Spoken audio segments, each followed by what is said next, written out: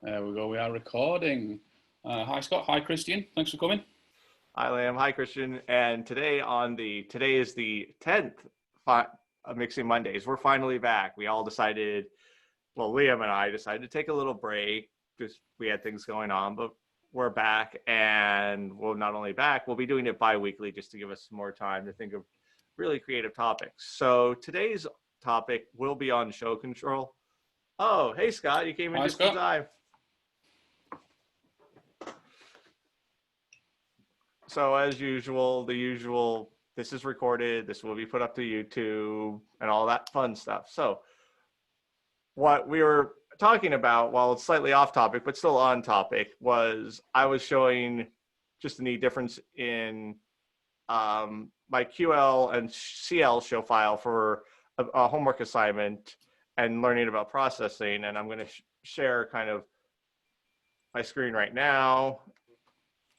Because what's interesting is from monitor aspects, as we've been learning on Alex's IM pilot course, the board can make a difference. And I was mentioning how I thought for the longest time that the CL and the QL just had different physical hardware, but apparently their output buses are a little different. So this is my show file I put on that. And this is for a band called Mal-Maize. They're local to my state of Vermont. They're a 7-piece world music Afro-Cuban band that has different, drums, bass, keys, singer, conga player, then a horn section oftenly. So inputs and outputs get eaten up really fast. And we were also talking about like how some consoles, Scott, I'm sure you can maybe attest on this, through the matrices and auxes or buses or whatever the Avid calls them, do processes get limited when you switch over to matrices, or are they kind of the same? It's kind of the same. It's all like kind of output bus processing. I think they kind of, at a certain point, a lot of those larger format consoles, when they're trying to like accommodate a lot of channels, just kind of group them all as like one thing, you know? Like, oh, yeah, you have like 192 output buses or whatever, you know? Yeah. So I think the only thing we were just briefly talking about is like, I'll take the send to Maize, who's the lead singer. This is a mix, and it looks like, so it only cuts down, it gives you still 4 bands of EQ, and then let's jump over to the front of house backup, which is one you never want to use, but you always are glad it's there. 4. So it seems like Yamaha's the same, where their mixes and the matrices have about the same processing. Now, this is where the part got one interesting aha moment I had was, being limited. And as Alex has mentioned in his course, he said, you want to focus on your outputs. And I had thought that the CL and the QL match their outputs, but apparently this is where I was a little inconsistent.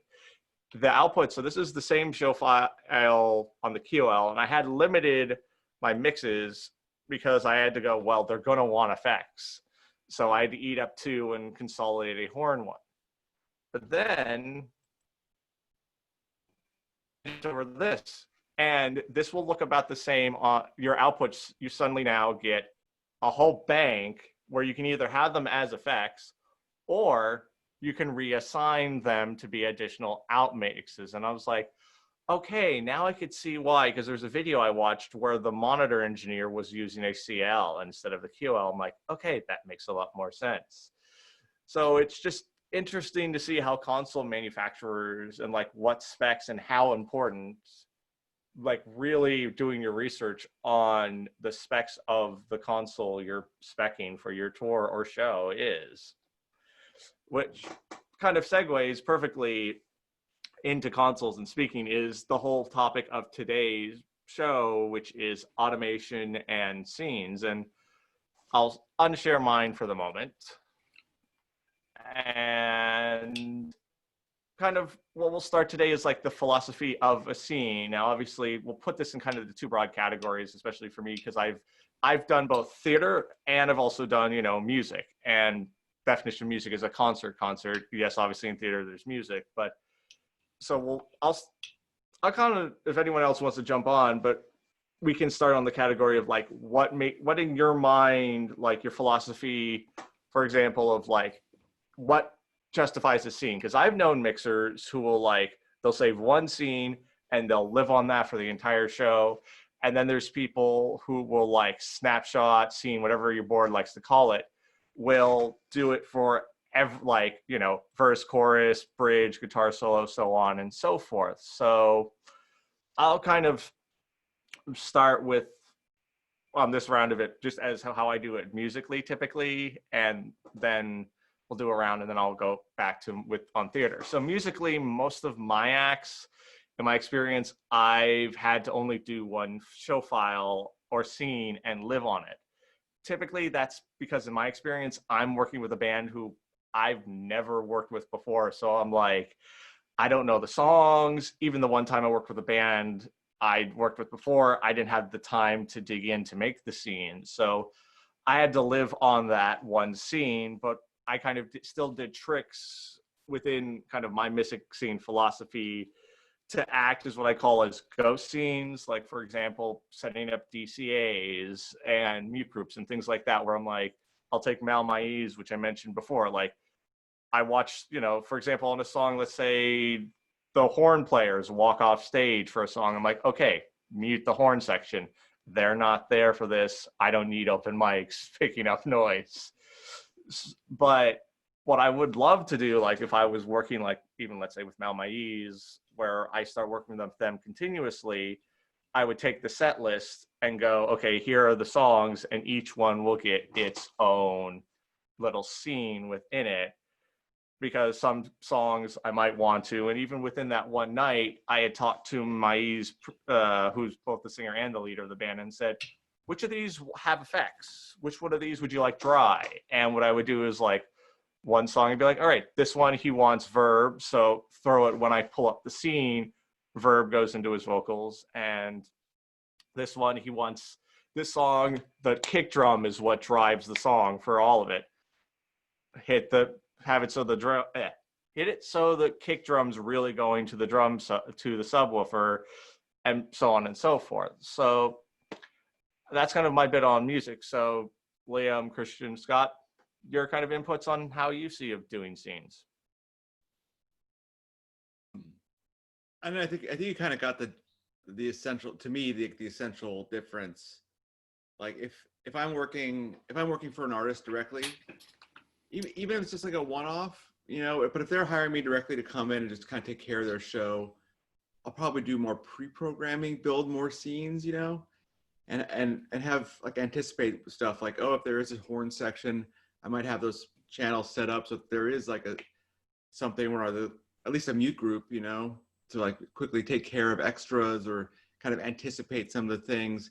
Definitely with IEMs, I think you're going to want us, you know, try to get a set list ahead of time, because people always want different stuff. So having all those, like each song, having a scene program for each song, I think is like critical. But if I'm just like working for an audio company or working at a venue, it's always just one scene, you know, because you just don't know what you're going to walk. You just never know what people are going to walk in the door and ask for. Well, kind of a follow-up on that, Scott, like one time you shared us your Heim file, and that was with time code, and I saw like within that. So what was kind of like, we could talk the time code a little later, but like just what to you was like, this deserves its own scene within one song? Like, is it to you, it has to be a drastic change? Like, what is your definition of, okay, I need a sub scene or whatever Avid calls them?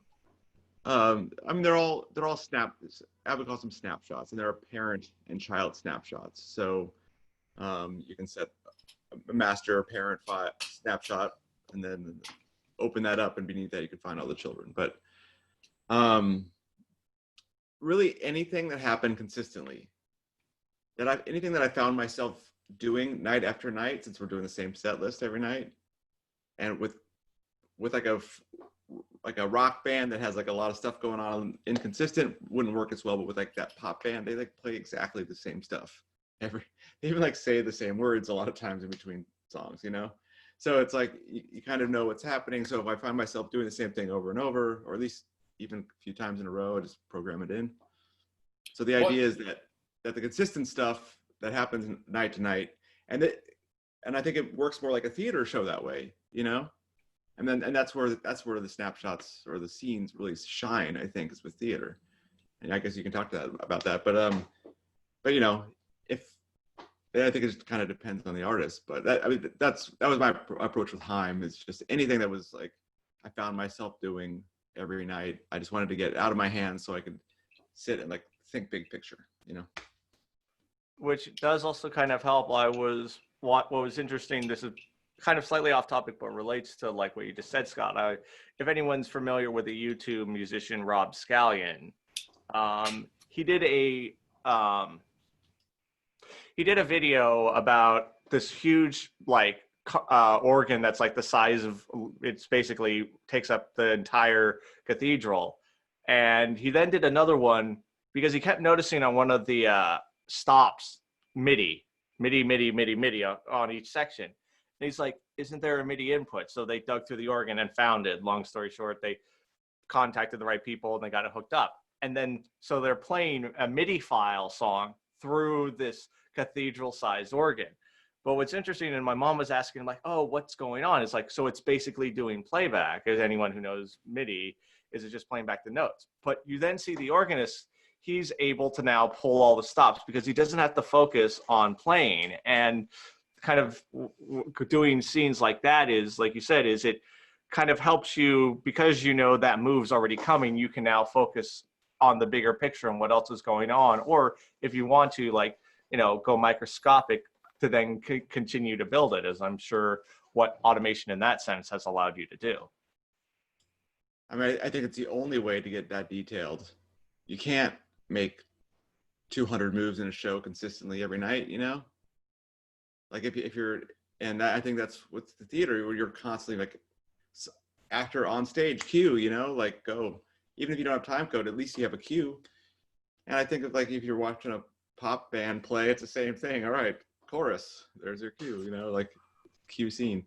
So but you know, if you're really trying to do all that hands-on, you get too into the minutia of like worrying about that stuff. I mean, you got to be looking at stage, paying attention to the show, you know, like thinking about, you know, is it loud enough? Is it bright enough? Is it, you know, not as the kick drum turned up for the chorus on this song, you know, you should be thinking about like, how is my PA feeling in the room and all that sort of thing.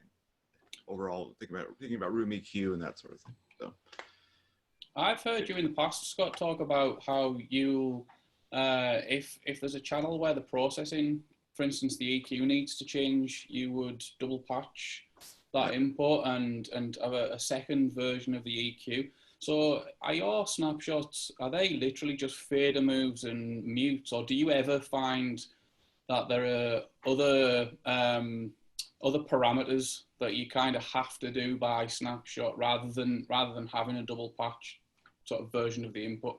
I do only faders and VCAs. Okay. You know, the faders with the VCAs and inputs. Right. That's it. My master bus outputs aren't touched. Yeah. You know, it's just, yeah, VCAs and inputs, and that's it. So input faders, I should mean. Yeah. So no EQs, no anything else. Because I mean, it got so many faders available. Yeah. You know, so you have 200 channels available. So just build a new channel and have that be the thing. And then if you want to change it, you're not trying to, I think things get complicated if you're trying to chase down patches. It's like, all right, this EQ changes, but then changes back to the other EQ on that song. But what if the set list changes? You know, sometimes you know. Does the Avid have like channel presets that you can save? So if you for whatever reason, if you were, say Avid came out with a version of the S6L that was like massively limited in how many channels you could have, and you could literally just patch the inputs you've got and not double patch anything. Is there a system where you can save a preset that includes EQ compression and all that kind of thing, same way there is on the Digicodesk? Yeah. Yeah, you can save it. You know, it's really easy to copy and paste in the software. Yeah. I think that's where Avid kind of excels. Is like their software is really good. Yeah, it always looks really good. You know, I think Digico does other things better. SSL beats both of them at certain things. You know, I think each of those consoles has its strength, but I think Avid the console, the software is really easy to get around and do that sort of thing. So Right. What's your method there then, Scott? Since you say for it, let's use the example that you've just been using with the screen share. If you were to start setting snapshots or scenes or whatever the Yamaha consoles call them, what would you be scoping with those scenes and snapshots? Would you be the same as Scott and kind of just sticking with fader moves, or would you throw caution to the wind and just do everything you can? well, before he answers, I would say that if I was mixing IEMs, that's not how I would operate. You know what I mean? Like I'd be scoping everything with IEM. Okay. IEM scenes, like EQ, definitely like everything. Right. So that. Is there a reason for the difference in approach from front of house to IEMs? Yeah, because you're really serving exactly what the artist needs to hear. They're going to tell you what they need to hear. Yeah. And you really got to build their mix for them, and that might be, who knows what they might want. So you just got to do everything so that like when you get them a song how they want it, it stays. You know what I mean? Yeah. Front of house, it's like, well, I think that I'm gonna like kind of change the bass tone a little bit in general. You know, I can do that, but not in an IEM mix as much. So I just want to say that before. Cool. Yeah. So I'm going to kind of like tell a story on this one where I've learned, mistake I've made, and I'm sure someone's made a version of this mistake. In my early days of doing theater, I did not really, I knew what scene safes were and parameter safes.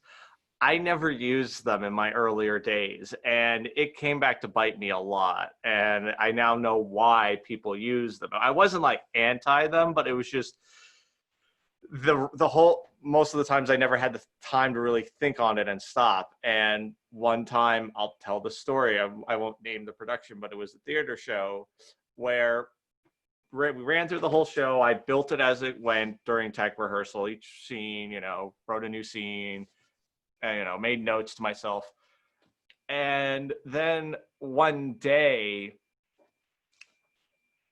someone's pack, their gain setting got whacked to the highest. So every time the actress came on, because it kept recalling every scene, immediately once I recalled the scene, the feedback went into overdrive, and I was like, oh crap. So I then had to live on one scene and just live, which was a nightmare because the show had so many entrances, exits, because I had saved the scene where there's like one scene where I think I fired off 5 scenes because someone enters, leaves, enters back, 2 people enter and leave, 2 people talk again. So it was like even within one scene, even within one theater scene, I fired off 5 scenes. So that was insanity. But it kind of, and I had a previous scenario too where a similar story happened. It was a little different, but it was still the same idea of like, I should have used the scene safe because there was so much going on that I didn't contemplate, but in my journey. So what I will usually do to kind of answer the question on the theater bit is I will always, I'm sure Scott, Liam, and Christian, you might do a similar thing if you're in the scenario where you get to work with the band on their tour multiple times. I will go through a script. Oftentimes I will ask for the production to send me one ahead of time. That way I can first familiarize myself with the show if I've never seen it. And then I'll make notes. Like if it says, main lead walks on stage, I'd be like, okay, I have literal like Google Docs spreadsheets packed with, every single character lined up. And my codes, basically I could do green is on, yellow is on off, or basically keep aware because this thing that actor is doing weird things that I have to be like, for example, if they're like hitting a door and then they say something, I know right before the door hit, I mute it, or they're drinking water. Perfect example, I did a production of The Producers. If anyone's familiar with the movie or the production, where it's the scene where the one guy's just freaking out. He's freaking out. It's like, I'm freaking out. And then the other guy throws water at him. I always watch, I was like, okay, and he's freaking out. And I would watch the other actor hit the guy's mute button so that when the water gets thrown at him, you don't get whoosh. And also they did some like blocking to make sure it actually didn't get hit, but it was just that idea of like, okay, this is going to happen. Let's see here, what else do I do? And then just I'll write within the spreadsheet, I'll write notes saying, hey, by the way, when this person comes on, they do this, or this scene's coming up, there's going to be a lot going on. In fact, famously, I will sometimes tell my production manager, there was one show when I did the producers, Springtime for Hitler, I told them, unless the building is on fire, do not talk to me. Because if you're familiar with that number has a lot going on. There's changes within that number. And I had 16 RF mics to deal with on that. So there's a lot there. But let's see what else when I do theater is. But again, so to get back to what on my philosophy of it is, it's literally in a way following the script. Character enters, character exits. And I'm trying to think how else I'll deal with that. So there's often a lot of scenes in it. I've sometimes had to, depending on the board, I've had to then go and delete and like ask like the production manager or somebody like, can I delete these files because I'll create so many scenes that it starts running into other older shows that were on it before I was there, which is one thing I do like about the philosophy about how Midas Pro Series does their scene management, because you can create shows within it. Like, so you could have, like, for example, I could have the producers showing up, but each of them is their own self-contained folder per se.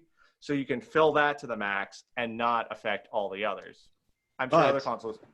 But that gets confusing, and I've known myself have saved incorrectly on those consoles and been screwed that way, and I've seen tons of other people do that, the same thing. It's kind of the Midas file management system. It's still like not something I use very often. I take it this is on the Midas Pro consoles. Yeah. Just explain that a little bit further, because I've never used scenes or anything on the Pro series. I've literally like kind of thrown faders around for a support act, because the support act was supposed to bring their own engineer, and the visiting engineer, I was venue staff at the time, and the main act engineer just came up to me and said, do you fancy doing sound for the support act? I'm like, oh, yeah, okay. So he kind of set everything up for me and then just left me to just babysit the desk for the first 45 minutes. So I don't really know the Pro series at all.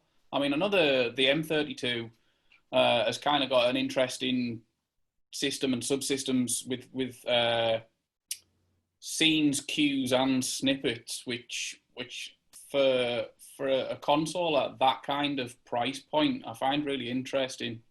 The fact that you can reorganize things in that way. But what's the deal with the Pro series? It's a similar thing. You know, there's like shows, scenes, and cues or something. Like there's like 3 tiers, and you have to save it correctly in both to have it and transfer it correctly to go to drive. It's definitely not straightforward. Right. I can't tell you the details because I can't remember. I always have to like get back on the console and like look at it, and be like, oh yeah, that's right. It's a little counterintuitive, I'd say. Yeah, it's kind of, so I'm going to try and, so pardon the camera. So I have the offline editor. It's a little, oh man, it's hard to see. So I'm not going to, so I'll try and explain it while I'm looking at it. So how it does it with, obviously the glare is a little bit bad. So each of these has a name. So it's a show file I can bring up. So for example, I have Gala 2017, ask you to load it. And then, let's see here, does it come up? Because it's been, yeah, this is where it also can get confusing too. No, I do not want to do that. Come on, okay. Load, yes. But yeah, so you can. Go ahead, Scott. Yeah, so it's not obviously working because I haven't, again, it's a little bit weird, but what you can do is each of these, you can load it, and then you can load all that, and then it's like kind of like on a computer where you have a folder, like I said, I could have Gala show folder. So you could save an entire, come on. Are you sure you want to load the show? Yes. Oh, wait. I think I know why it didn't come up. There you go. It was probably because that show.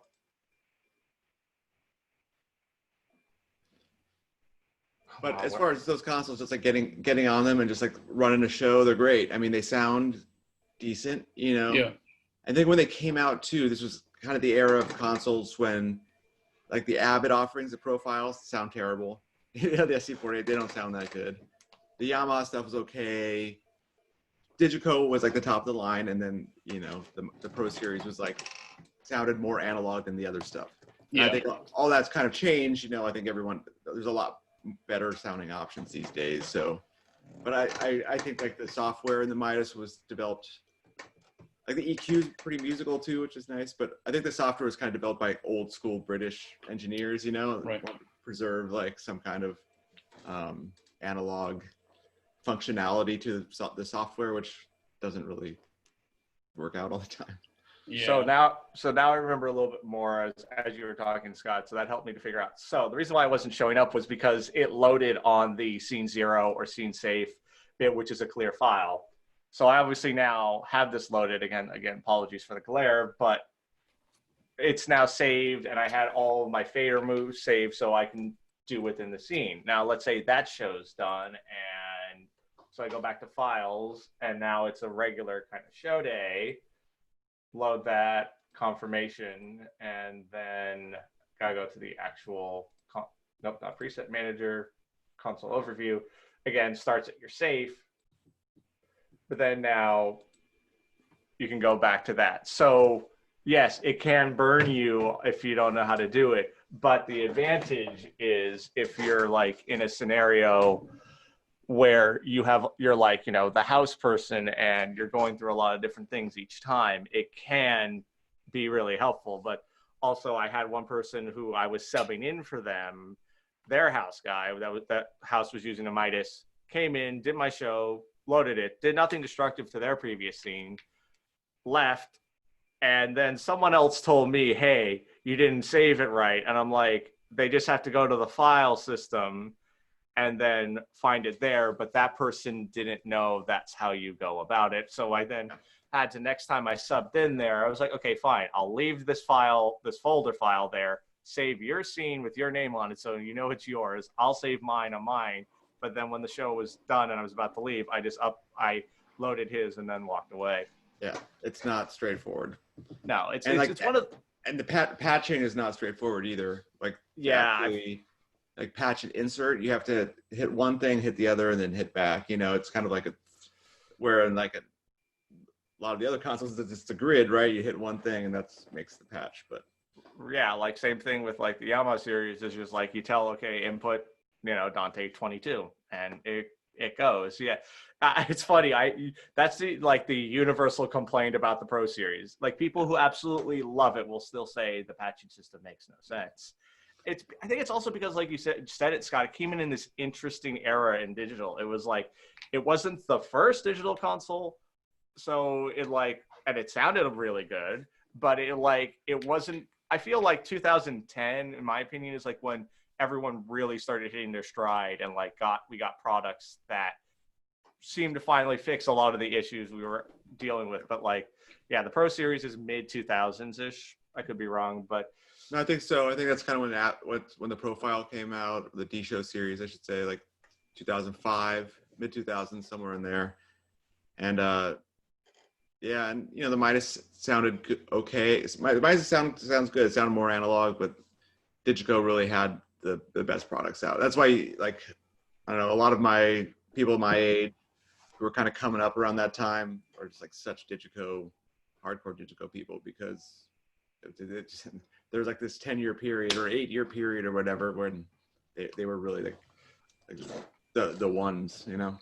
Yeah, it's you mentioned that, Scott, and a lot of your contemporaries, like, I'm not going to go into it, but seem to also be Digico users, like, at least in my experience too. Like, when I've had tours come through, like our big Union House, almost all of them are using Digicos too. So I think it's, to a degree, I think it is a generational thing, but I think also when they're just great consoles, you know. Oh yeah, phenomenal, you know. Like Well, these Liam can attest to it. I've yet to put my hands on a Digico. I would love to, but I love mixing on them. Liam, what's your like? I don't know what kind of seals it for you. What's your favorite thing with them? I don't. It's strange because for someone who like loves Digico, I find it like you're asking me what I love about Digico, and I'd kind of already preloaded my head with things to answer the question about the opposite. Like, what does Digico do wrong? What do I love about Digico? I mean, I love the fact that there's a few ways to do anything. I kind of don't like that at the same time though, because sometimes it's, you know, when you first learn in Digico, it can be quite confusing. But I find the software kind of really straightforward. It's kind of no frills. You know, there's not a massive. It's not like a lot of time's being spent into making things look. I don't know. It kind of all looks Windows, and it just looks like it means business. Whereas, you know, I think if more money had been spent making the user interface look pretty, then other things may have suffered. But on a more practical kind of point of view, I love the fact that you can move anything anywhere. You know, I love the fact that I know you can do this on other consoles as well, but just being able to have control groups next to input channels, next to auxes, next to groups, move entire banks of faders from one side to the other, from one layer to another. It's just there's a lot of really kind of sensible software decisions that have been made, and you know, I love how popular they are. It's yeah. My favorite thing about them is the macros section. They just if you're like running consoles at high level, you can live on that section, and it's super powerful and like way better than Avid or right. a lot of the other So ones. that kind of brings us on to something else that we want to talk to. Is there anything in terms of macros that you do with the Avid or with Digico on the times when you are on a Digico? Not with Digico. Like I mostly am not touring with them, you know. So it's filling in for people or doing like one-offs. So or doing a handful of shows with someone. So it's just kind of like let's make it happen and go, you know. But as far as Avids, not really, because again, the front of house workflow is just it's pretty straightforward, you know. Everything just kind of comes in. I don't even do like a lot of busing, you know, parallel compression. I don't do any of that stuff. It's all super straightforward. So, you know, if my faders are kind of moving where they're supposed to be, there's not much else I have to do. Yeah, and you've got quite a lot of real estate on your console. You've got quite a lot of faders in front of you, so you don't have as much need for macros that might change fader banks, or you know, you can kind of get to the point where everything you need is laid out in front of you. Yeah, and it's like I don't know, it's front of house. You're the same. It's one mix, right? Yeah, that's really what you're concentrating on. At a certain point, you know, once that's out, it belongs to a systems engineer. So you're really thinking about that, but you have to be so fast when you have like 5 musicians on stage with stereo mixes and text and everything. You're the communication system, and you have to like make 4 or 5 people happy, and you got to be so fast. Those macros are gonna like be the only thing that can make you that fast, you know? Yeah. So I don't do it because it's just not in the front house workflow as much. What about you, Scott? Do you on any of the consoles that you use? Do you kind of? I know you mentioned mute groups, which is something that you can do the equivalent through a macro on the Digico. I know with things like the X32, M32, there is a mute group, a block of mute group buttons, but there's also the user programmable buttons. What kind of things is there on the consoles that you get your hands on? So mainly what I've been on, at least up here, it's primarily been the MX32, the QLCL, and for a period, the Allen and Heath T112, which also answers your questions like, well, does anyone else do the Digico thing? Allen and Heath. I don't think the QU does this, but I think the SQ and all their everything about that.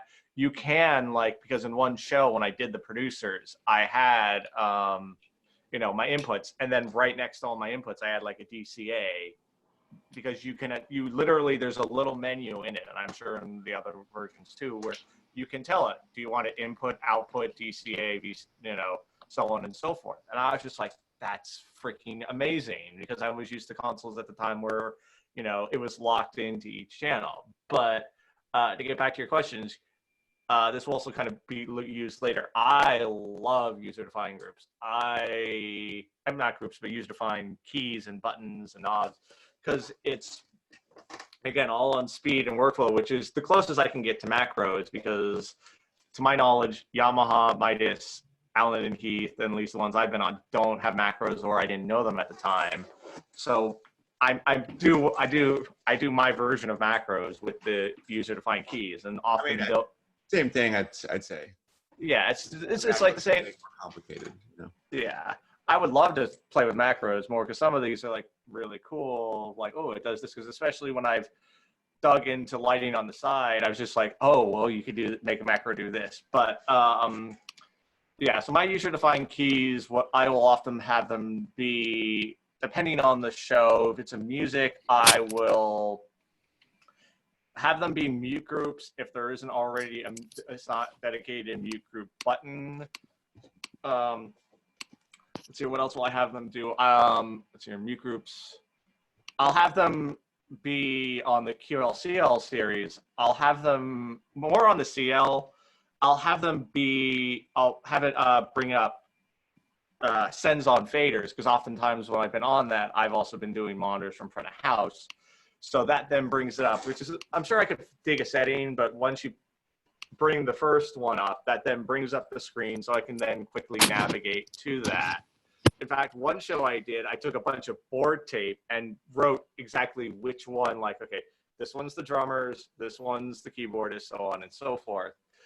And this will kind of jump, I won't get too much into it because it goes more into our playback, but I will also, every console I can find that has MIDI, that I need to do playback on, I will then set the user-defined keys to send MIDI notes out to my playback software, so it learns that. So that way I can keep my hands on the console, because I've done shows where I had, you know, reach over and hit the space bar, and I know it's just a move, but to me, that's a move I'm focusing away from my console, and I want to keep on my console and whatever is happening in front of me. So that's kind of what I use them for. And I know there's a ton of things, like the more I've dug into, especially the Yamahas, and I know that M32, X32 can do this too. Like, you can do like soft mute, you can do all these other parameters that I just haven't had the time during the show to dig in, but I was just like, okay, this is a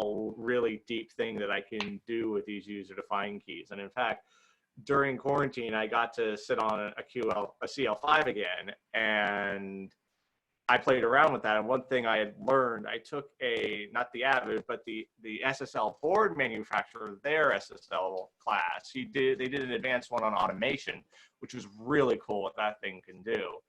And he was showing that you could have Reaper. For those who don't know what Reaper is, it's a DAW. You can have Reaper tell the board to do stuff, and the board can tell the Reaper to do things. And other DAWs can do the same, but he just used Reaper as his example. So I was like, how do you do this? And in Reaper, you go to action lists, and you can tell it, okay, Reaper, when you get this MIDI note, do this. So let's say you're also the one doing the recording. So I set that board up that I had a button that will make Reaper hit record and start recording. But then I made another one for marker. So that way it's like, all right, they're starting the next song, mark. So that way when you're back after the show and doing the editing, you'd be like, oh, okay, instead of having to guess, because sometimes it's hard to tell, because it's like, is that a client section of the song, or are they talking? But when you put that mark, you know, okay, this is exactly when the song started. And another thing I was experimenting with, give me a second while I grab this,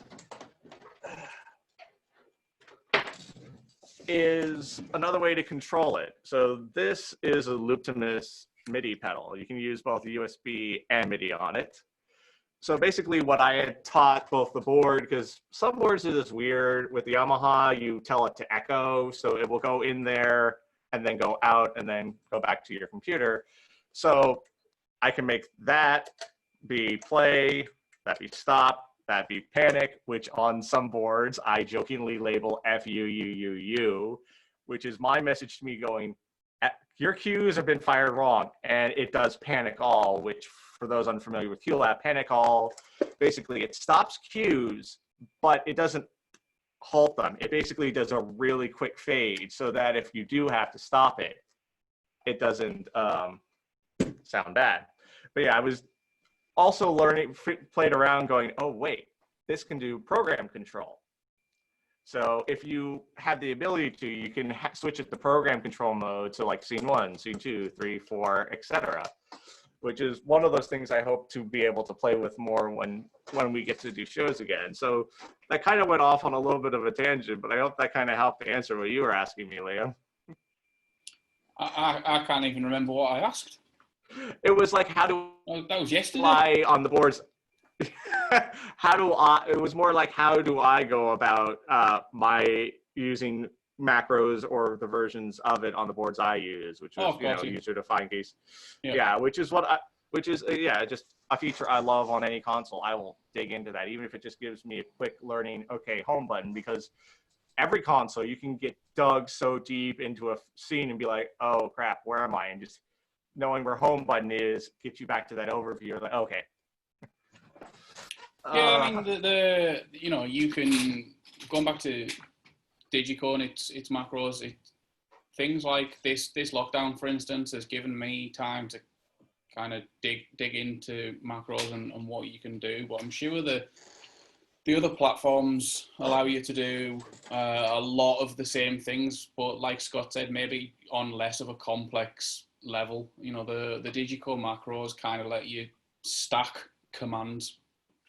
But simple things.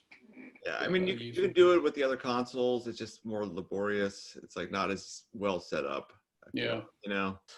Yeah, like Midas is the worst at it. Like, to do what I explained with user-defined keys and QLab takes a minute to set up.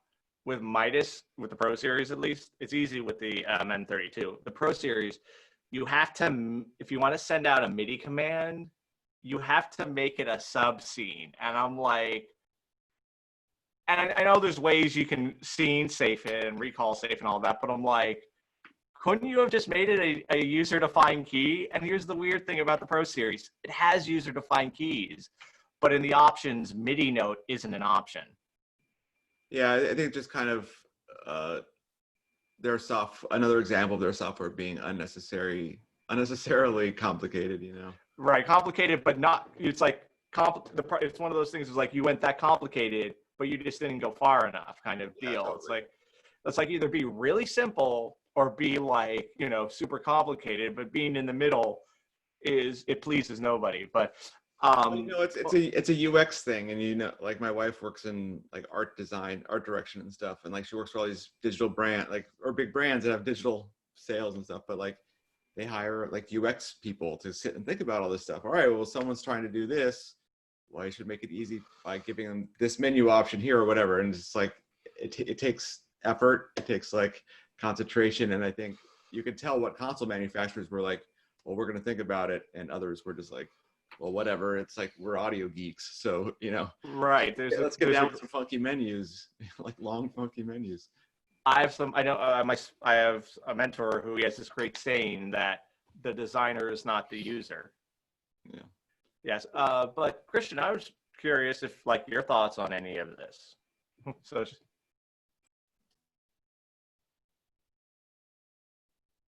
Yeah, I was wondering when you were talking about mixing theater, what kind of parameters do you save? So do you just save mute or fader levels?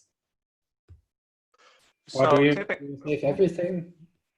So what I've done in the past and what I will try is always, so it's fader moves and mute groups, because especially in theater, as its nature, there's a lot of people coming on and off, and you don't, and actors being actors, the minute they get off stage, they'll start talking with everybody, and you don't want that coming through the system. So it's like, and I usually do it unless there's something funky, which is, as I mentioned, why my code of yellow, meaning be aware of it. But if they're off and they're not coming back till the next act, they then get in the next scene red, which then mutes them. Oh, how did that happen? Christian, you're somehow the host. But anyway, welcome. But anyways, welcome back, Liam. But to answer your question, my reaction.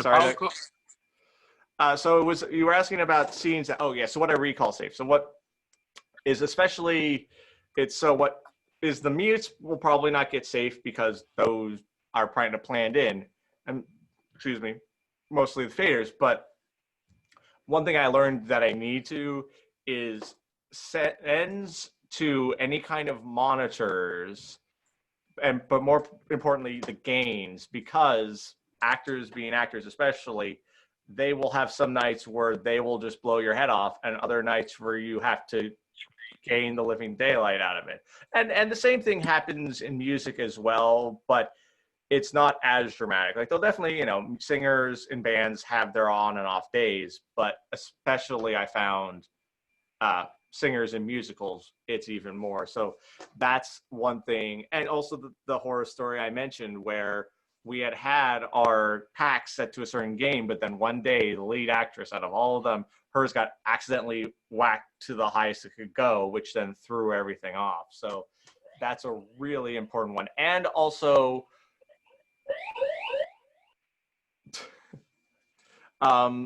your EQs, depending, like, that was a weird example. The EQ one was a different set because I created something, but like, if you have an EQ move where it's like you're trying to get a special effect, depending on it, you might want to recall save that, but that's a depending on your scenario typically.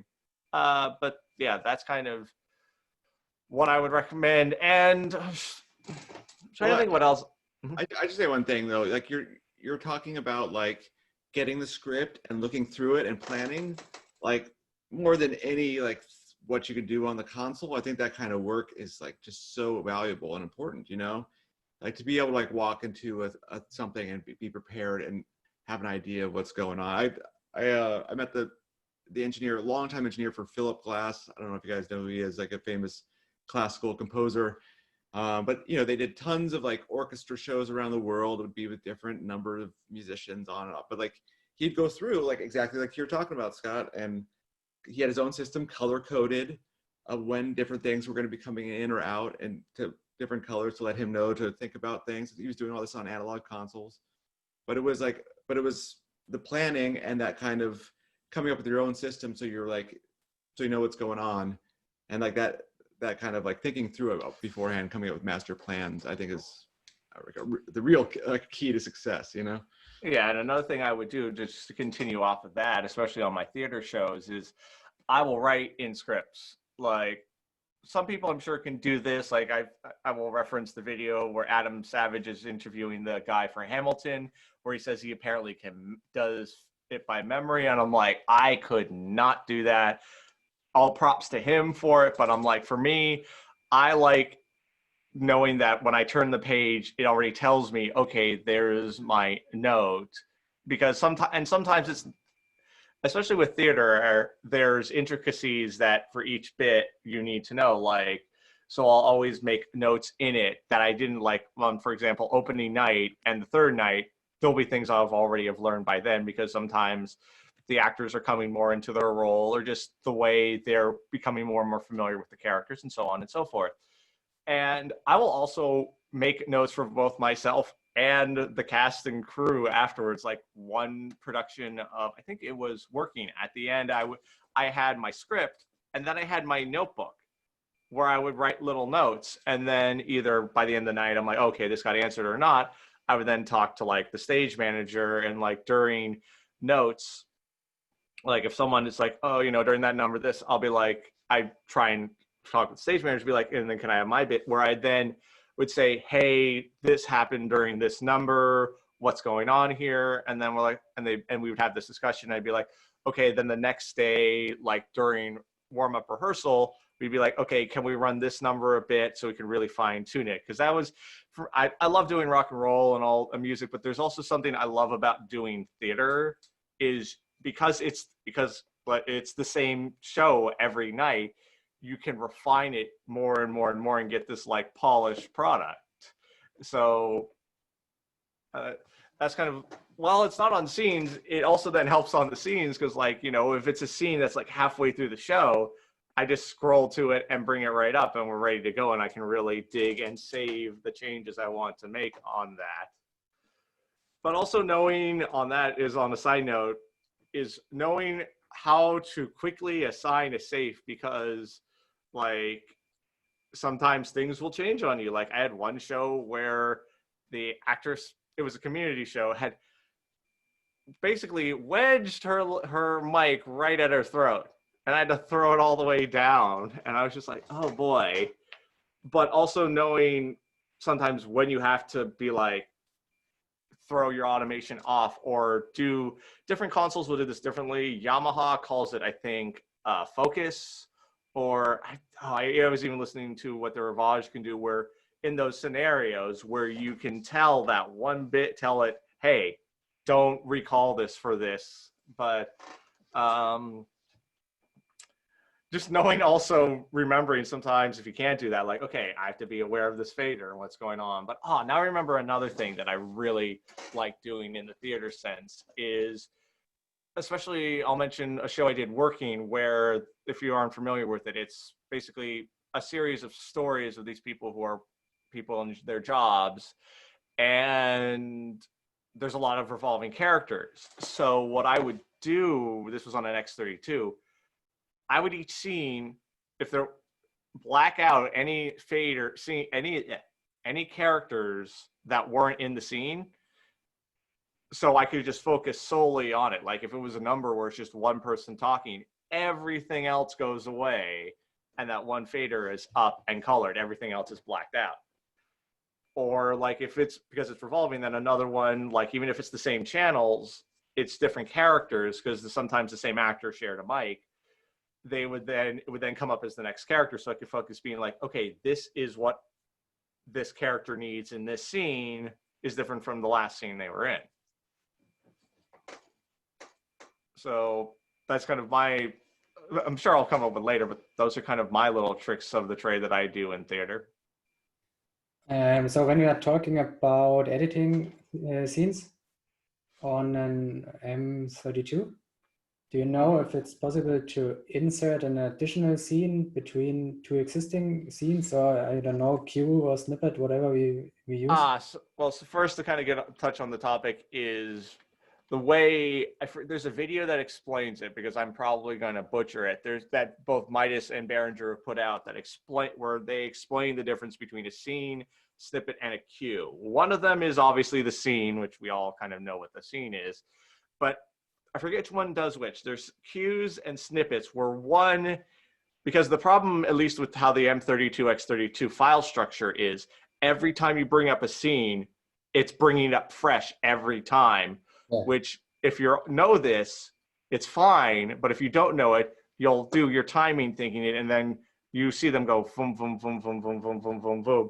And there's that 1 second of anxiety going crap, because it's, even if the scene 1 and 2 had the same bit, it's a fresh scene, so it has to reload it. And I think it's either cues or snippets solves that problem by just, you tell it what it wants to bring up. So I think it's snippets. Yeah, so if you're like in a theater show where you just very little changes each bit, you can then do snippets. But I'll bring up the M32 editor, but I don't think you can add it. You can save scenes in whichever order you want, and then you can create cues that recall scenes. So when you, I don't know whether you can just tell it to like just move one up and down, but you can definitely tell the cue which scene it is that it's recalling. If you can't kind of move them up and down and stick one in the middle of them all, it would be a massive pain because it would be a pretty big workaround. You would have to go into each cue and tell it to recall the next number scene until you've got one.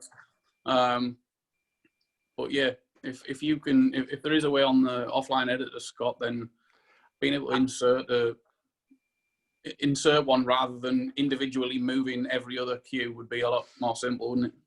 So I just took a look at it. Now, this might be just on the offline editor. Maybe the board does it differently.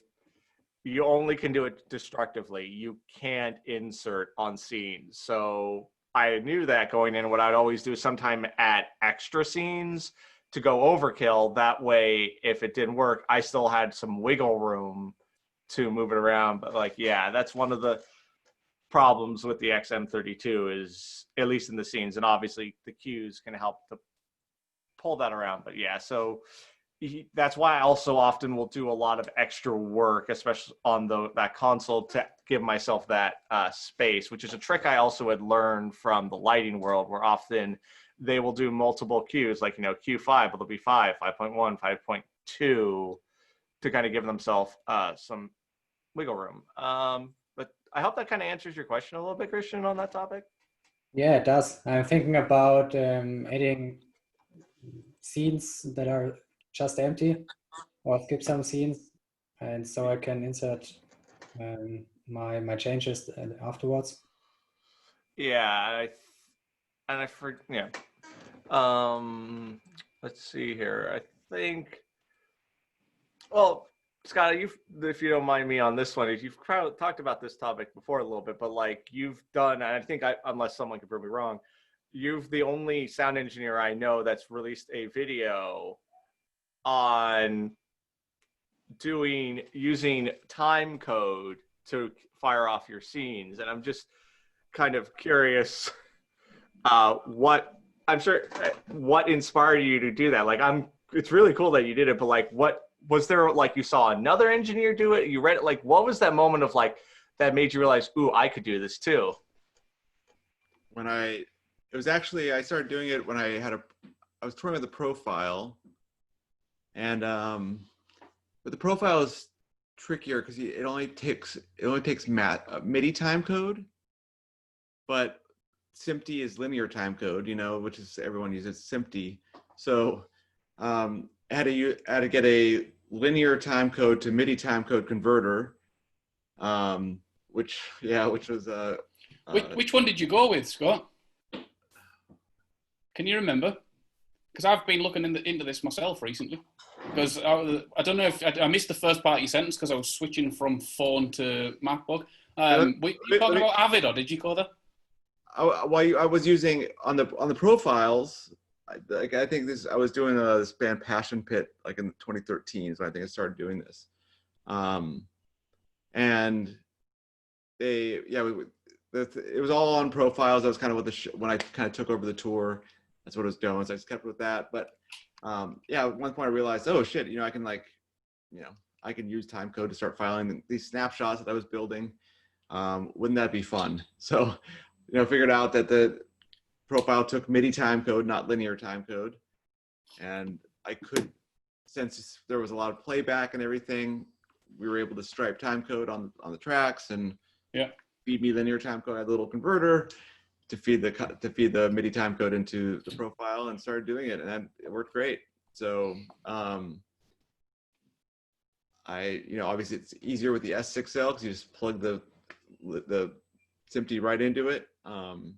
Actually, it's not that easy because you have to come into an input on the S6L, and then send it through an output, and then into the linear time code. Is there a reason that you know of why manufacturers don't let you just select an input channel as the source for LTC? Would it has to be a separate input? I'm not sure. Yeah, because you'd think that you know, if there was no damage that could be done by feeding you know, a kick drum track into the timecode Exactly. input. Like it wouldn't hurt it, right? It's just, yeah. You know, you should be able to just select the input the same way you do an input channel. it's a good question. You know what? I think we should find the answer to that. I bet Scoville Absolutely. would know. I think Scoville would know. He seems, Oh yeah, Let's but it is. Yeah, that is an interesting one. Like, and it's almost all the board manufacturers I've encountered. Like, and the only way I could get time code into like the Yamaha, I think there is a time code one, but it's still like, and I love Yamaha for how like open they are and like how to use their board, but I have dug and I cannot find us. And I'm sure it's deep somewhere in the manual. I can't find anything obvious of like, hey, you want to use time code with our Yamaha series? This is how you go about it. I can't find that. I think it's because. Is there like a time code option in like the software somewhere?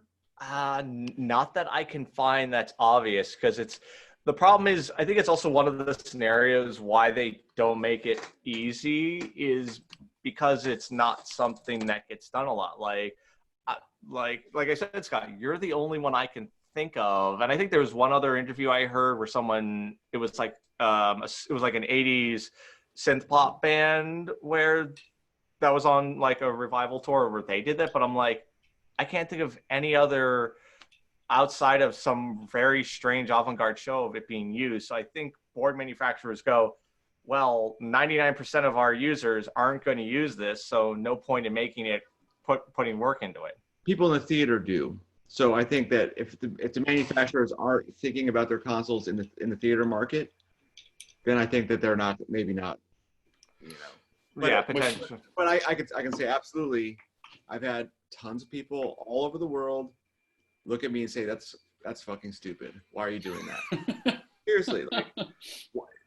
Sorry, Kurt, I'm not sure you're cursing here, but like that's stupid. Why would you ever do that? And then I like run the show and see. You see when she's gonna walk up for her guitar solo, like there. See she's playing, and I'm gonna walk over here and listen to how the room sounds. And when her guitar solo is done, the fader's gonna go down by itself. It's fine, you know. But yeah, whatever. And someone's like, well, what if you lose time code? Well, then I just hit next on the snapshot. Next. Oh, okay. But you know, no one can come up with a good, like, what if the time code's wrong? Then I hit disable time code and I just go through my show hitting next. I just got to stand at the console and work a little extra, you know? Right. Like I've seen that show file. You've put all the scenes together. Like you said, if for some reason time code messes up, you hit that one button, it disables it. And it's the equivalent of like having cruise control. Like if you know, like I have a Nissan Leaf, it has, you know, cruise control and like steering assist. But if I feel the car is not riding the way it does, I press one button and I have full 100% control back of my car. It's the same thing with the consoles. It's like, and I also had a guy, similar story, show where I was using a Pro 2 to run a theater show. And the guy in the rental company was like, I came up with my thumb drive and inserted it. And it just blew his mind. He's like, no one ever uses the Midas Pro series for theater. And I'm like, really? Like, and he's like, the only time I use scenes is like a festival scenario to reset it after each act. And I'm thinking, no way. And later on, I found a video from Midas where it was Jesus Christ Superstar, and the dude was using the XL8. And I'm like, all right, they do use Midases in theater. But it was just that idea of like, on a side note, I think that's a strange thing about sometimes our industry is like how opposed to technology they sometimes be. Because like, I would love, like, that's why I've asked you always so many questions on, like, to me, I would love to do the time code thing when possible, because it's just like, it's using technology as a tool. You are still the operator and the ears. It just helps you, you know, it's the same thing. It's just another tool like to get a good result. And the same thing is like if you look in the airline industry, this is a little bit of a tangent, the glass cockpit used to be, before a glass cockpit, you needed 3 people to fly a plane: pilot, co-pilot, and engineer. What the glass cockpit did is it automated and put a lot of things on display that the engineer used to do. So now you only have to have, even on like your ginormous planes, you only need 2 people to fly it. It's a similar thing, and I'm sure there is resistance to that, but it's like, I'm like, you don't hear people complaining about glass cockpits because it gives you all this information, and control over very minute tasks are Right. automated that you don't have to worry about anymore. No, it's like you just have to be in control of it and know what you're doing, and start simple and make it do simple things, and then keep doing it. But I mean, I went and did an arena tour last year, and it was like the main systems engineer from Claire. He's a big time Claire systems engineer. He tours with Aerosmith and all the years and years and years of touring with A-list artists, right? So he's super cool dude. Like we've become good friends. But like, I plugged it. I was like, look, I want time code feed from the video world back there, and he's like, that's so dumb. Why are you doing that? I mean, I mixed that show for 2 weeks before I handed it back to my friend who was running it, and by the end, he's like, "This is awesome. I love you seeing you do this." Totally changed his opinion. Like you just gotta.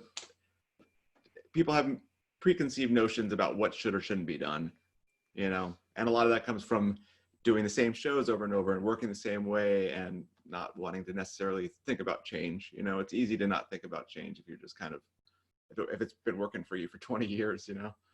But. Yeah, and Scott, I think that's also great. You mentioned about the video land. It's like, I was just looking back at the topic of like, is there any other ways like then you've used your kind of console in that sense? Because I think in the video where you talk about this, you said either you send it to lighting or who sends you or you send it to lighting the time code. So with Heim, how it's set up, actually this is how Khalid was set up too.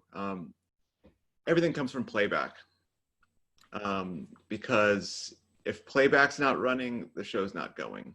All those tracks and stuff, like for these type of artists, for the pop artists, like you have to have the playback. There's no like show without those tracks, right? So, or if it somehow crashes, then the show's gonna be completely different anyway, But in any case, so that's where the time code is. The time code is striped to the playback, so everything comes from there.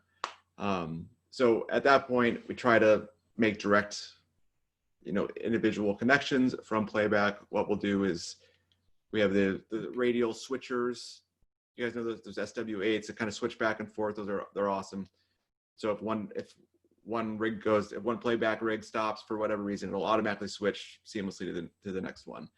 But in any case, we have dedicated 2 outputs of time code on each of those A and B rig interfaces. So one will come to me, one will go to lights, and in a pinch, I could send lighting one from my console, or I could run up to theirs and get some from them if I need. I mean, I wouldn't do that during a show. I would just hit the next. But so it just gives us 2 instances of time code, mostly as a backup for lighting. In case the lighting one went down for some reason, I could get it to him because they absolutely, like, lighting absolutely needs it for that show.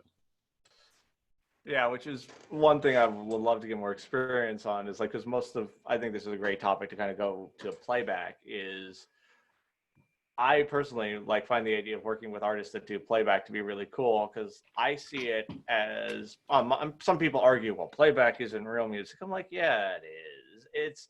It's just, again, it's using it as a tool. So, I mean, my wife's, my father-in-law said, rock and roll is not real music. So, I mean, you're always going to have somebody with some kind of opinion on it all. Yeah. And I welcome fully working with an artist who does playback, because there's so much you can do with that. And especially at least on my personal belief, it also helps to line up them sometimes, depending on what kind of genre they're doing. And I think I also had that belief of being cool with playback, because you have to in theater. You can't say, we're not going to use playback, we need to make a rule, because the director's going, fine, you're fired, we'll find somebody, because theater, you need, the sound effects or whatever the show's using. So I think at least myself, the idea of playback's really cool. Now, I've always had, for all the shows I've done at my level, I've had to be the person firing the cues, because I've never had an assistant. It's usually just been me as a lone gun on the board. So that's also why, as I've mentioned earlier, why I'll, depending on the board, use user-defined keys to then fire it, which just, again, makes it so much easier. And you just feel kind of almost futuristic, where you're almost telling your computer, without having to go into it, like boom, and it does it. And though I'm just on that topic, is like my playback rig is literally been this MacBook. I think one show I did, it was something else, but it's usually been this running QLab, which is another piece of software, which is a free piece. And I'm going to just use this moment to rant on how much I love QLab. It's like, I think it's great. I think it's an awesome program. It's great. And like, not going to name any other companies, but like some companies will be like, well, if you want to get this premium license, you got to buy it for a year. I'm like, what if I need it for one show for one day? And the people who make QLab be like, okay, cool. You just need this package for one day. Here's the rate. Cool. And at the end of the day, it's done. So it's just like, and also it's cumulative. Like if you do a week show and you have the license for a week, it then contributes to it's a discount to like their year one. But it's like, it also has it categorized. Like, let's say you just need it for audio. Guess what? They have the premium package for just audio. You don't have to buy it for everything else. But it's an incredibly flexible piece of software that I personally want to learn even more about. But it's like when you learn things like where you can latch each other. So like if you want to have like one thing play right after the other and not have to then press play again. The day I realized that, I was just like, oh boy, I discovered a whole bunch of great stuff. But I think like operating QLab like that is kind of exactly the same as operating, it's the same concept as operating scenes in a console or whatever. And yeah, they should be able to fire each other and like, interact with each other for sure. Yeah. And there in fact is, I saw for the QLCL, there's a video guy made where he set up QLab where he could then fire scenes off of the console. So there is ways to do that. And I think, man, there's another totally do that if I if I was in that position where I had to do both. Yeah, make it easy. Mm-hmm. And you can then QLab can take inputs, like I just mentioned with it's a roundabout way, but there's so many possibilities. Like, so what I could do is use the USB one on this, connect it to my computer, hit go, it fires off the scene changes on the console, and just that's the most basic stuff. And I'm sure you can cascade it to do a whole bunch of things. And which kind of on a related note on the playback bit is like, Scott, I don't know, or Liam, or even Christian, like, have you ever done shows where you had to line up video playback or worry about that, or most of your shows not had video to worry about? I used QLab to trigger video content, audio playback, and next scene on light and audio console. And I think it's a great thing if you are just one or two people who have to operate this, and one is missing, then the other one can just press next and everything goes. Yeah, I've done similar. I've never fired anything on the lighting console from my department, but I've definitely fired video content.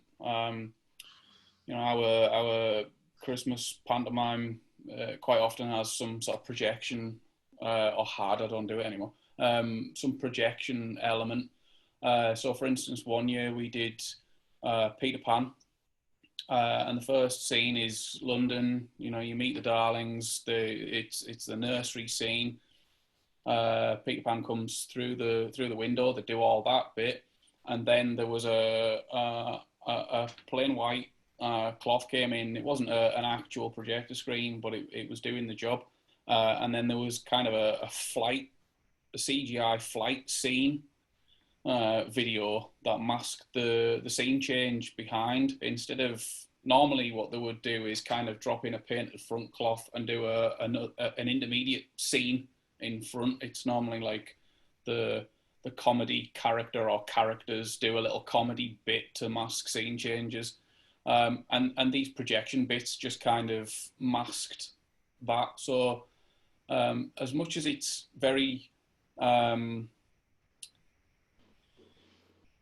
it's a very British phenomenon, it kind of works for pantomime. So if there were any other shows where projection or other video footage could mask scene changes, for instance, in a theatre kind of setting, then yeah, it's really useful for that. I mean, I've done you know, I've had video sync to shows I've been doing. I think, you know, you have to worry about offset is the biggest concern. You know, you have to, it's weird sometimes in front of house thinking about that is where, you know, where do you measure, like, go from? Yeah, You know, like, you mean the sync between the video and the audio? yeah, if you're 60 feet out in front of house, like, Yeah. how much do you delay that video so that it syncs up with the audio when you're standing in front of house, you know? Yeah. Because then it's going to be early, you know, if you're standing in the front row, that video is going to look late, and if you're standing in the back, it's, you know, but thinking about where to make that sync point happen is interesting. Yeah. But Yeah, it's and that's kind of also why there should be, when you get to that size of production like touring, there's supposed to be a dedicated video department. And yeah, I mean, definitely, there should be. I mean, with Heim we don't, because we're not like touring with video walls.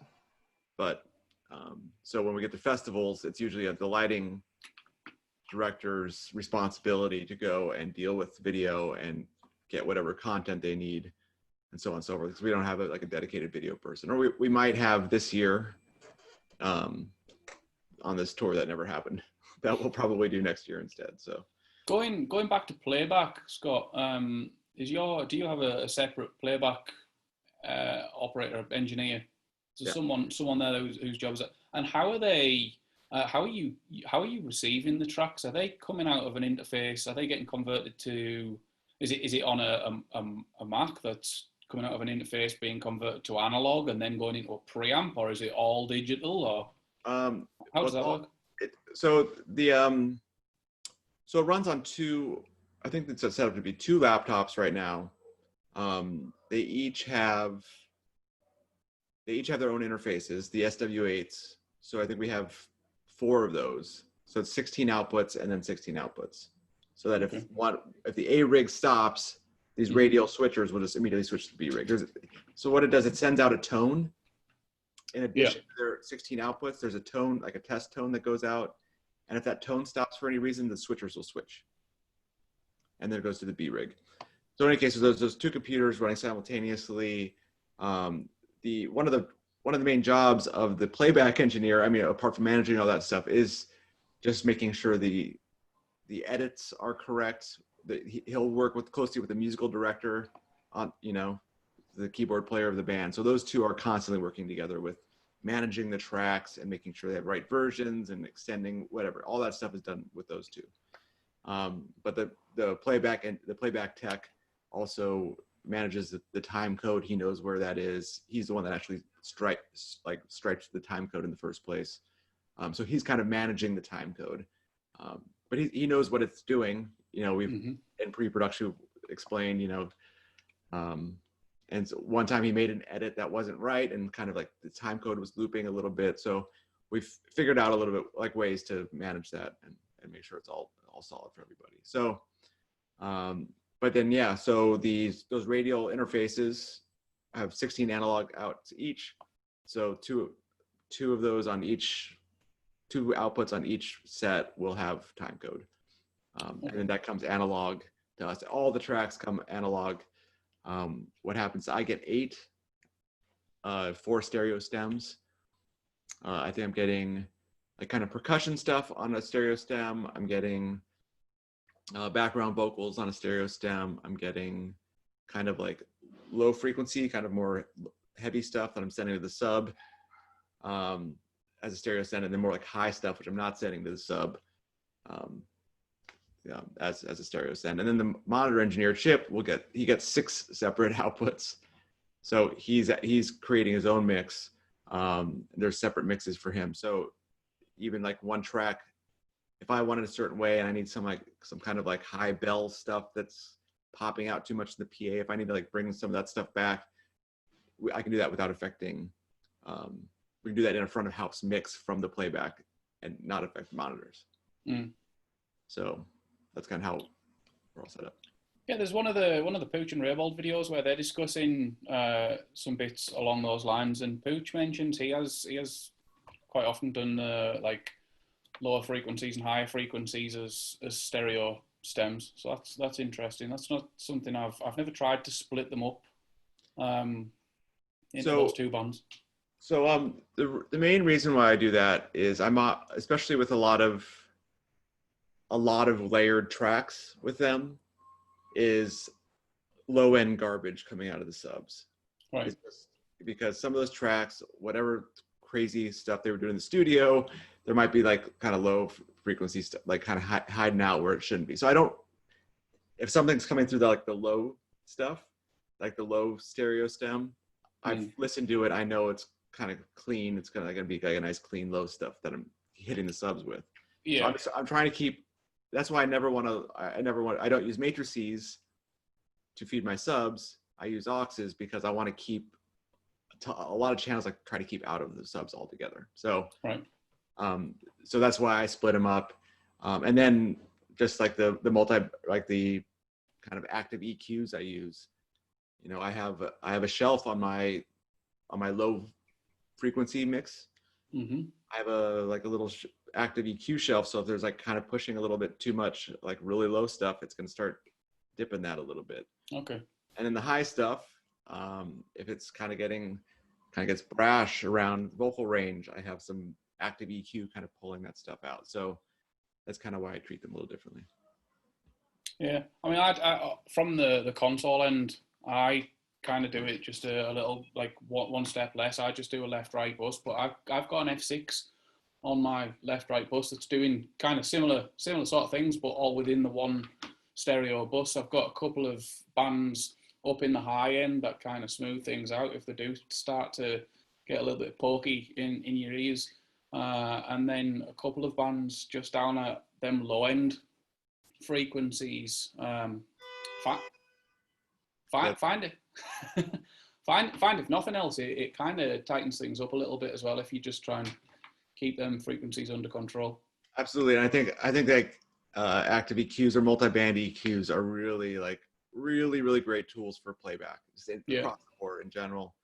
I did one show with Nas, who's a famous hip hop artist, and like he's got a DJ. I just did one show with him, but like his DJ comes up to me, he's like, "All right, so we got stuff from across 6 records. It kind of comes up and down a little bit, so just watch out, Right. It's like, all right, we got 30 songs. I'm not gonna have like a list ahead of time. I wasn't able to like go through with them. Like, he's like, I don't know, you just deal with it, but it's gonna be all over the place. So multi-band compression, like kind of in a significant way, and that way they're just able to like slam everything. Every time that a new track hit, it was up there in front, but not like tearing your head off, and it worked out great. Yeah, multi-band compressor and dynamic EQs is something I've finally been able to, during all this quarantine and lockdown, is discover, because I was just like how powerful they are. Now I've also learned that sometimes if you use them, like any tool, if you use them wrong, they can actually make something sound worse. Because I was like one time messing around with one, and I was just playing Daft Punk's Discovery album, and I was just like messing around with it, and I did the A/B in it, and I'm like, did what I do. Obviously that's a mastered record and all that, but still is the idea. I'm like, and what I'm doing improving this, or all am I doing is taking it away? And obviously in your scenario, Scott, like you need that because you're like, I have no clue what's going on. You want to add some balance to some of it, but it's definitely one of those. I always saw that as like one of those like high level tools that I'm like, ooh, one day I'll be able to use those. I think you might want to find someone with more poorly engineered albums than Daft Punk if you're going to try out dynamic EQ. But it was just interesting too, just seeing some of them, at least I forget what the Yamaha calls it, but it lets you solo the band. And just that idea of like, okay, this is what it's doing to the lows, the mids, highs. And it's just like, oh, whoa, which can be also useful too if like you're trying to figure out your system. Now, this kind of, not a tangent, but this is more on this topic of playback. In scenarios where I'm also the only one, a piece of software that QLab release is called, I wonder if anyone here has heard of QLab Remote. I've heard of it. In fact, So I think we discussed it. So I'm going to do a screen share. It'll take one moment. Screen mirroring, come on. Zoom should pop up if, come Well, on. Oh no. I need to allow. Uh-oh. So, well, right. I also realized though, to get this working, I have to be on the same internet for things. But what I'll explain while I'm trying to figure all this out is, so as the name kind of implies, what QLab Remote is it takes QLab and, it's the equivalent of like Stage Mix or whatever your console of choice chooses to, cool. So that's working there. It's whatever your console of choice. It's a version of that. All right, share screen. Does it see? There we go. Share there.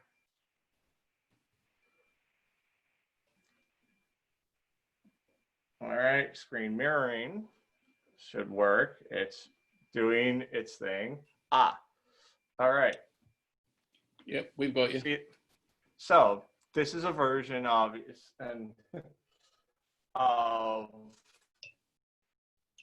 I'm just muting it here because it's going to be on my own level. I don't want to completely destroy my ears. So it's here. It's now playing, which obviously if we're sitting at front of house is, you're not hearing it because I'm not routing it. It's on my other computer, but there's potential there. And what that little display was, I did a production where the director was like, during rehearsals, he was like, you're firing the cues a little late, but that's not your fault. You don't know where they're supposed to land. And I went, okay. I handed him this, and he could then, it spun around because it orientates. But yeah, I handed him my iPad with running QLab Remote, and he was able to play them on time. And I was like, and I was then able to make the note. So that's kind of what I've used it for. It's I forget how much I had to pay for it, but it's one of those lifetime, you own it for life things. And I've had a lot of use for it, especially like if you have to walk the room and you don't have a system engineer. I know what all these songs do. That's a version of my sound check playlist. And I was like, I could jump around to each one so I don't have to run back to my front of house or my rig. So I can just be wherever in the venue and go, okay, this song, and actually hear and then swap over to back to my my remote console, which obviously the only thing you need for it is Wi-Fi. But if you're using your using a router for your console, it runs off of the same thing. You don't have to have internet. You just have to have the Wi-Fi connection. So it's been fun too, because when I was doing one production, I had the freedom to move around during parts of the show. So if I was in another part and not at front of house, I could still switch over to this and fire the cue and not have to like run back to front of house. Can you just click next, or can you choose the cue you want to? I'll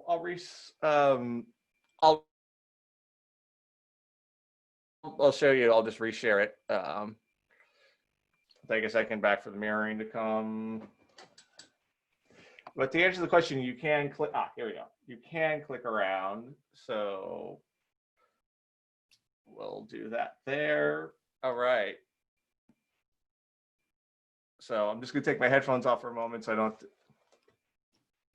So that there, and you got your stop, jump there, and obviously, and then go. And you can actually do some editing too. I just like a few weeks ago discovered this feature. So you can do your edits via this too. So if you're discovering, okay, and you're not at front house, you can do all these edits. Almost all, or pretty much most of the features that you do in QLab, you can pull off of this here. So if they're like, yeah, I need it louder if I want it quieter, there you go. It's an incredibly powerful piece of software I have found. I'm so used to like it should be there, and I just gotta go to that. So Yeah, I love your idea using this for soundcheck, because Yeah. I'm using QLab for my soundcheck playlist, but I never figured out how to click the next song without going to the FOH. Yeah, and so another thing I do before that's silly comment. But let's see if it's showing up here. I don't know why it's not. This must be an older version of it. I thought I had set this up where I also, if I didn't want to run back and forth, with the there we go. The little anchor things. This is I don't know why it's not in this version, but I have a version where I hit play once and the whole thing goes. It will fall. I think it's auto follow or auto continue. I always forget the two, but I have a version that's set up right so that it just keeps playing. So I don't need, if I don't want to even do this, and sometimes if I'm in a venue early enough, I'll do that. But that's another potential one. And again, I think in this too, yep, the auto continue, yep, and auto follow option are done. So yeah, so that's kind of how I use it. And as you can see, most people be like, well, I have 2 or 3 songs. I have about an hour and a half worth of music, just because each song, this is kind of off topic, but each song I could go into the exact reason why I have almost every one of these songs. Like, for example, I'll go with this one, Tom's not Revolution, which is still, I use that for other reasons. Tom's Diner a cappella I use especially because there's like next to no reverb on it. And fun fact, this is the one song you actually want to have as an MP3, because this is the song that the creator of the MP3 used to make it. So no song will sound any better than this one, because that was the song it was he used as his reference track. But each one, like, some of them I know, some of them are like, will be down here for when I need a lot more low end, like especially like Guillotine by Death Grips, Radioactive, running in the 90s, very low end techno songs. But if like others, especially like song 2, I use that because it's dynamic jump so much. I'm like, well, when I hit my system, how much is like, am I going to feel? But that's a whole nother topic for another time. But all right.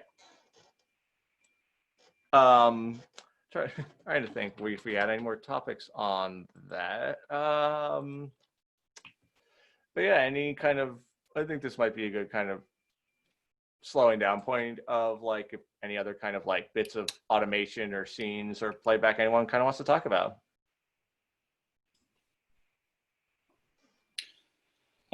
No, I'm pretty good. The only thing that did pop into my head, and it's not really an important topic, but I just wanted to know if it's on other platforms. Digicore snapshots. You can open up the snapshots notes window. This popped into my head while you were talking, Scott, about writing notes about where different scenes come in. Are there any other platforms, because there's none that I know of, any other platforms that have an on-screen notes section that kind of travels with snapshot movements? Yeah, the Avid does. I think. Right. I think a lot of them do.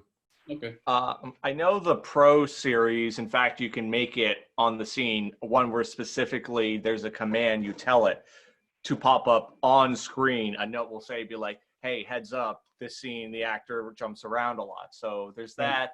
I know, at least in the Avid T112, same thing, I did a similar version. It didn't pop up, but in the scene name, each scene would be like, hey, heads up, this is going on. So other boards definitely do it. And maybe the X32, M32 does, because I feel like I did something similar, but I know for certain that the Pro Series and the Allen and Heath has that option. Right. Which I can see as that being a useful one too, because if you're going to be looking at that screen when it happens, might as well have it up there. Yeah, I just stick the because I have an overview screen. So I have my snapshots, a floating snapshots window on the overview screen, and then the notes window below it, so that on the screen of the console I can leave channel strips and then see all that kind of thing on the overview screen. But yeah, I just wondered what other consoles had it, because I don't remember. I mean, it may be in the X32, M32 software somewhere, but I can't remember it. But it's been a long time, and I know there's been at least one firmware upgrade since I was on that platform. So who knows? Well, other than that, I'm good. Well, I think that's a pretty darn good ending point. I'd like to thank you, Scott, and thank you, Christian, and Liam. Thanks for coming to this. And we've now changed it. Yeah, thank you. We've now changed this to every 2 weeks, and we'll be returning back to the 3 p.m. time slot. We had to have it at 11 due to some other conflicts, but it will be returning back to 3 p.m. because we realized, Liam and I, right before we recorded, were like, this might be why people from the West Coast haven't been showing up, because it's like 8 a.m. at 11 here. But again, thanks all for coming, and see you all on this in about 2 weeks. Bye-bye. Bye, guys. Hey guys.